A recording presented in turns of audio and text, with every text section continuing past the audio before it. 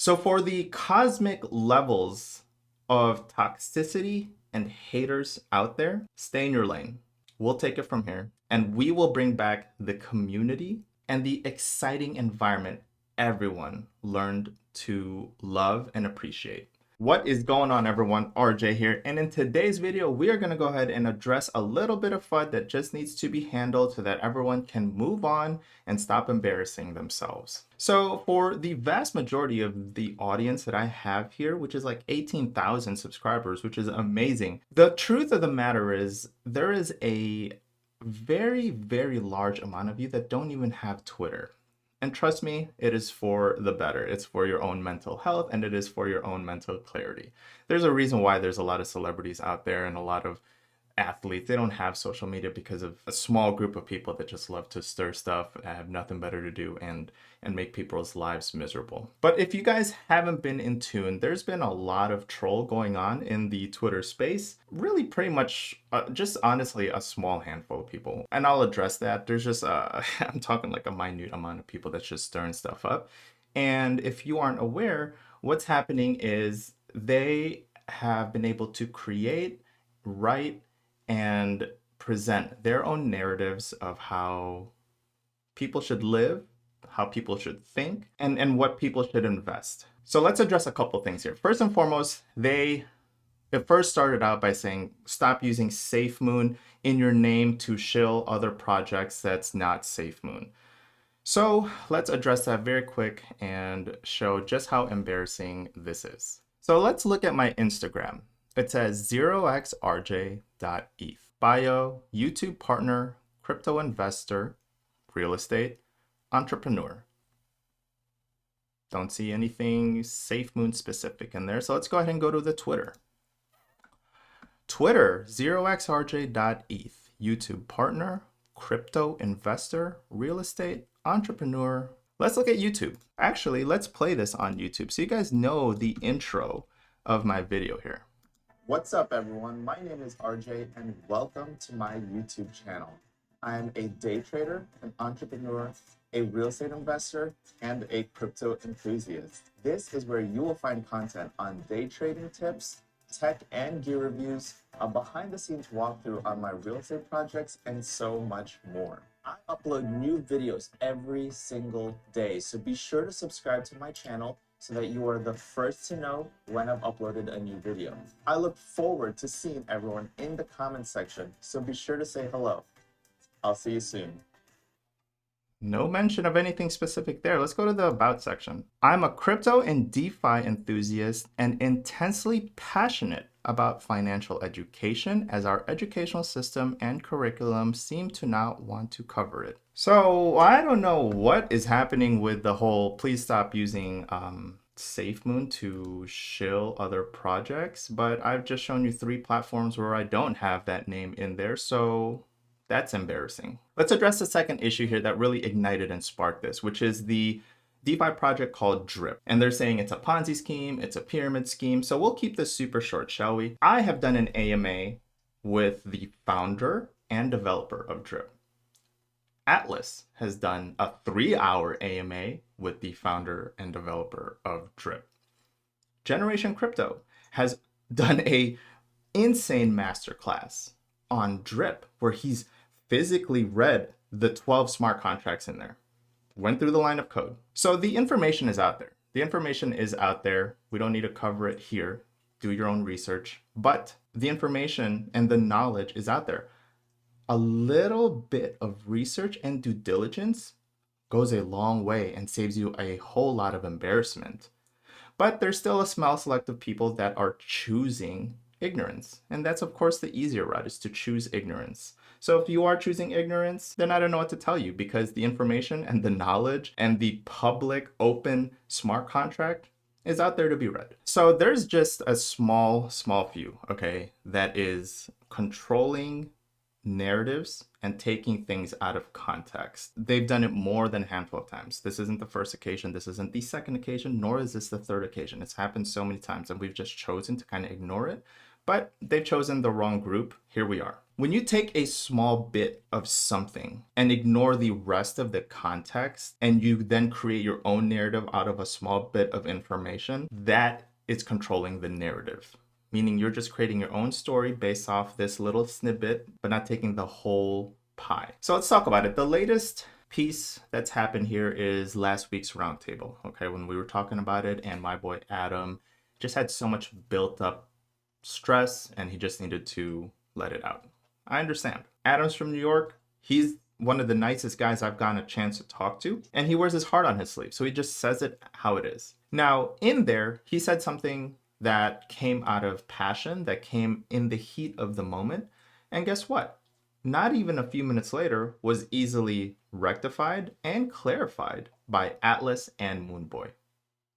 There you have it, the whole picture. Now, there's a small group of people that decided to take just the small snippet, the intro of that portion, and chose to ignore the rest of it and ran with their own narrative of what had happened and what they think we were trying to say. That, ladies and gentlemen, is Twitter's version of fake news. That's just absolutely worse than propaganda. Now let's just call it as it is, right? Let's call a spade a spade. Safe Moon After Dark is the show is called Safe Moon After Dark, right? They're using the Safe Moon name now.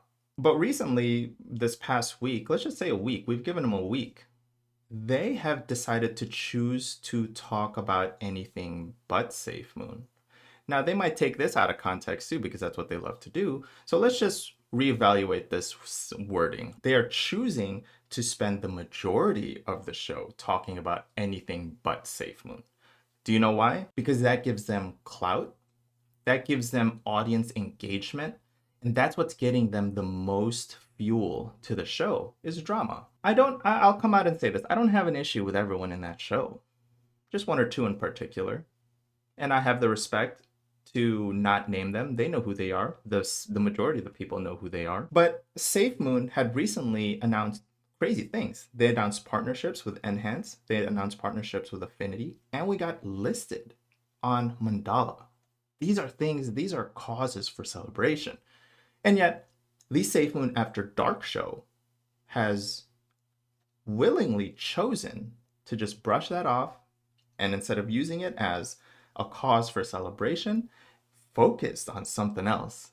Now that, ladies and gentlemen, should tell you everything you need to know. That really should tell you everything you need to know. Now, the roundtable is fully cognizant and fully aware that it is just a very, very, very tiny group of people that's just causing this stirred up emotion, causing this stirred up drama.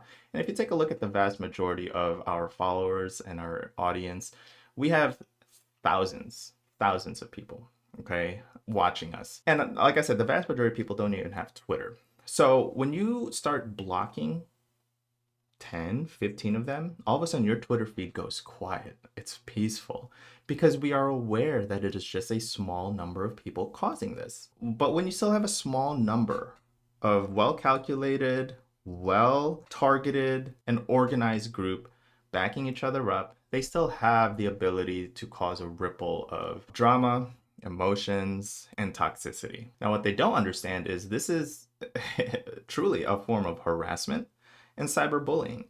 And that, ladies and gentlemen, let me be clear, and please pardon my language and pardon my French, that is the type of shit I do not tolerate. I've never blocked anyone until now, but now every single time I see a negative comment, insta-block. When I see someone commenting troll, insta-block.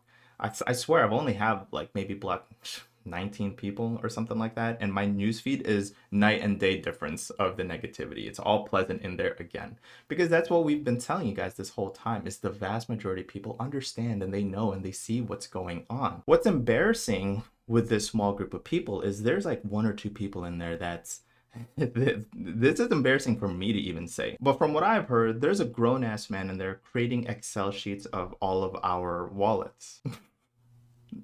How embarrassing. This is blockchain technology. Everything is transparent. Everything is immutable. No one is hiding anything. So if you want to go ahead and create Excel spreadsheets of our wallets, go right ahead. While you're at it, go ahead and add some columns and rows in there of how much your chief of technology officer in your company is making. Also create another row in there on how much your CEO is making.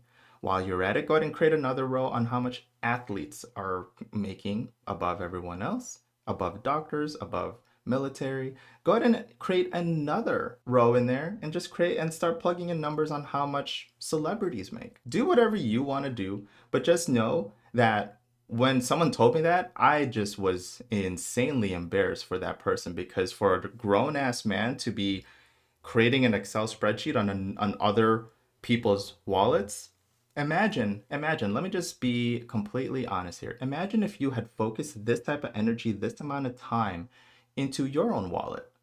Imagine the wonders you could have done. This is just a typical rich dad, poor dad mentality. If you guys have read that book, if you haven't, I highly suggest you read it. Robert Kiyosaki says, you have to switch your mentality from I cannot afford it to how can I afford it? And when you're given two people here and other people that want to learn, and you present them with the same bit of information. So let's take someone like Strong Block Nodes, for example, someone that said and showed both these groups that this guy has maxed out 100 out of 100 Strong Block Nodes. So that means they're getting paid over $100,000 a month.